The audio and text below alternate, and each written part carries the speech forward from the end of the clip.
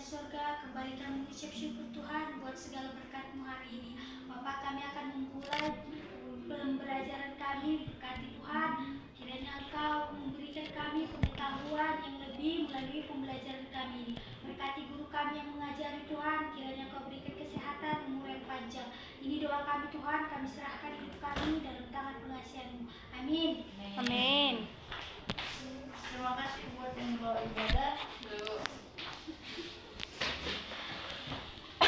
Topik kita pada hari ini berhubungan dengan demokrasi dan HAM dan ajaran Kristen.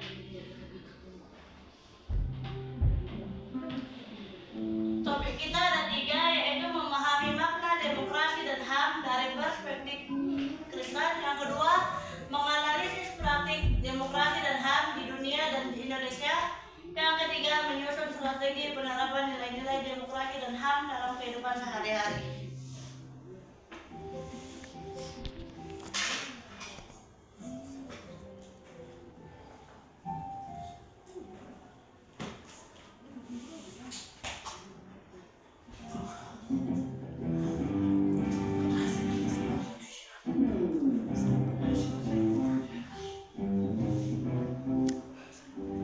Ayat Alkitab kita, mari kita buka Alkitab kita. Semua membawa Alkitab? Semua. Mika 6 ayat 8. Apa sudah semua mendapatkannya? Bukanya? Belum, Bu.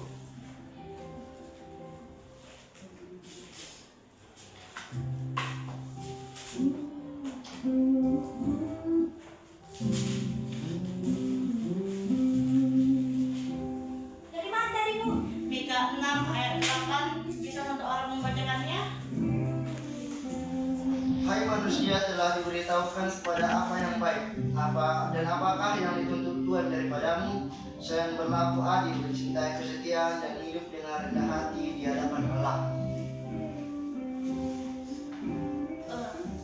Yang pertama kita akan membahas tentang demokrasi.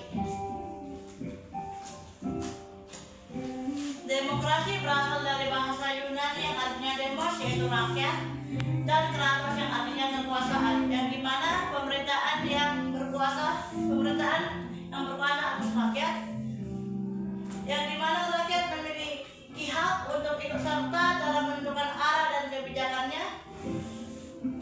Ciri-ciri negara demokrasi yaitu yang pertama, adanya pemilihan umum yang bebas dan adil. Yang kedua, adanya kebebasan berpendapat dan berorganisasi. Yang ketiga, pemerintahan dijalankan berdasarkan hukum. Yang keempat, adanya pembagian kekuasaan antara eksekutif, legislatif, dan yudikatif.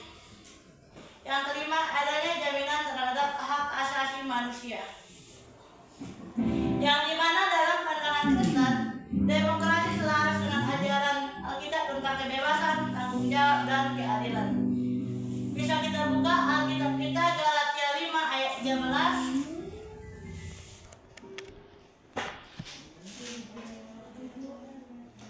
Bisa salah seorang membacakannya? Galatia 5 ayat 13. Saudara-saudara, memang kamu telah dipanggil untuk merdeka, namun janganlah mempergunakan kemerdekaan itu sebagai kesempatan untuk hidup dalam dosa, melainkan melayanilah seorang akan yang lain dengan kasih. Dari ayat Alkitab tersebut kita bisa mengartikan bahwa Tuhan memberi manusia kehendak bebas untuk memilih, tetapi juga menuntut mereka untuk bertanggung jawab atas apa yang mereka pilih. Topik yang kedua tentang HAM. HAM itu adalah hak dasar yang dimiliki setiap orang sejak lahir. Seperti pembelajaran kita minggu lalu, ada yang tahu HAM itu apa? Hak asasi manusia, Bu. Ya, bisa kita. Ada yang tahu contohnya? Ingat lagi, Bu. Lupa, Bu. Contohnya itu seperti hak hidup dan keselamatan, yang kedua hak kebebasan beragama dan beribadah, yang ketiga hak mendapatkan pendidikan. Yang dimana dalam ajaran Kristen, HAM berakar dari keyakinan bahwa setiap manusia memiliki martabat ilahi.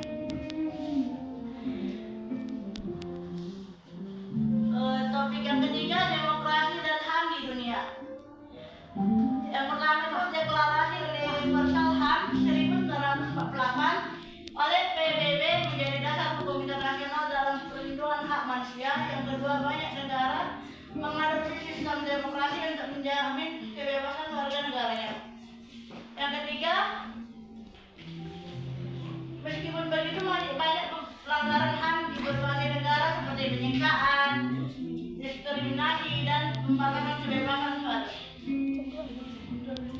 Tetapi Tuhan Yesus mengajarkan kepada kita untuk mengasihi sesama manusia seperti diri sendiri, seperti yang tertulis di dalam Matius 22 ayat 39, yang dimana artinya demokrasi sejati adalah demokrasi yang dijalankan dengan kasih dan keadilan sosial.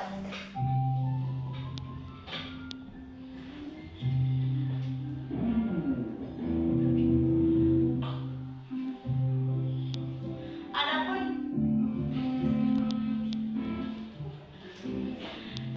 topik yang ketiga yaitu mengaitkan nilai-nilai Kristen dengan prinsip demokrasi dan HAM. Adapun peran gereja dan umat Kristen dalam demokrasi dan HAM, yang pertama yaitu menjadi suara bagi yang lemah, seperti yang tertulis dalam Amsal 31 ayat 8 sampai 9. Yang kedua, mendorong keadilan sosial dan kejujuran dalam pemerintahan. Yang ketiga, mendidik warga untuk hidup dalam kasih dan kebenaran. Yang keempat, menjadi teladan dalam menghargai perbedaan dan kebebasan.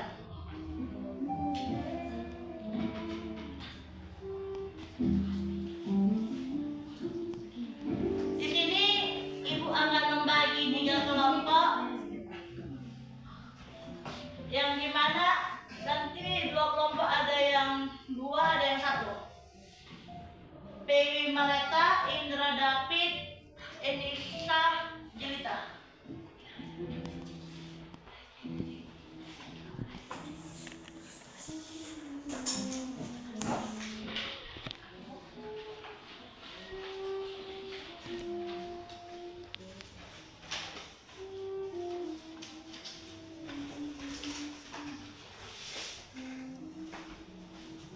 Itu ada 5 pertanyaan.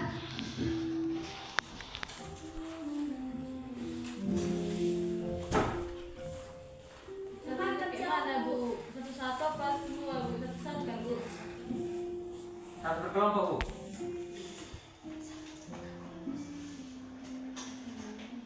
Enisa Jelita 45, Indra David 23, Marenta Baby nomor 1. Iya Bu.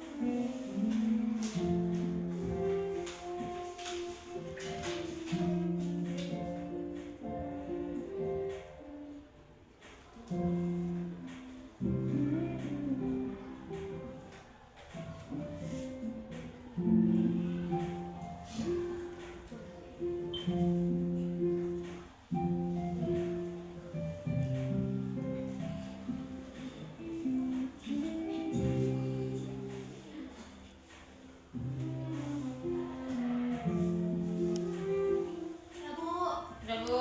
Sudah siap? Udah Bu. Silakan Marenta.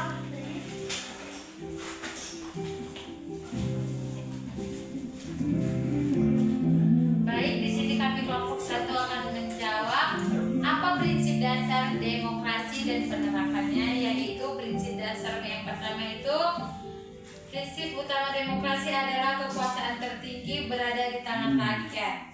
Yang kedua, rakyat berhak menentukan pemimpin dan ikut dalam pengambilan keputusan politik melalui pemilu atau pemusyawaratan. Sudah Bu. Terima kasih Marenta Baby. Kelompok selanjutnya.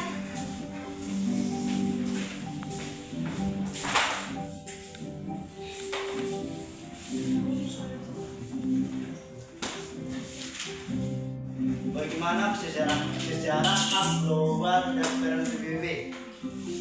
Jadi melihat sejarah lahirnya HAM dari tragedi Perang Dunia hingga Deklarasi Universal HAM tahun 1948, peran PBB yaitu menjaga perdamaian, melindungi hak-hak minoritas dan menegakkan keadilan internasional. Apa tantangan HAM di negara berkembang? Tantangan kendala penerapan HAM di dunia nyata misalnya kemiskinan, korupsi, kesenjangan sosial, dan kurangnya pendidikan hukum. Ya, yang benar. Jawaban selanjutnya. Kami akan baca pertanyaan nomor 4, bagaimana Indonesia mengimplementasikan demokrasi. Mengalami rasisme meriah praktik demokrasi di Indonesia seperti pemilu langsung, kebebasan pers, dan peran masyarakat sipil. Diskusikan juga tentang seperti politik uang, intoleransi, dan penyalahgunaan kekuasaan. Pertanyaan nomor 5, apa contoh pelanggaran HAM di Indonesia? Yaitu mengajak mengenali contoh nyata seperti kasus Munir, tragedi 98, atau intoleransi beragama. Lalu diskusikan cara berpikir Kristen, yaitu menolak kekerasan, mengasihi musuh, dan berani menyuarakan kebenaran, seperti dalam Amsal 31 ayat 8 sampai 9. Terima kasih. Oke, silakan duduk. Ya, jawaban kalian semua benar. Dikarenakan ibu ada kegiatan perkuliahan kita sampai di sini, pembelajaran kita sampai di sini, tetapi ibu akan memberi 5 tugas. Minggu depan dikumpul.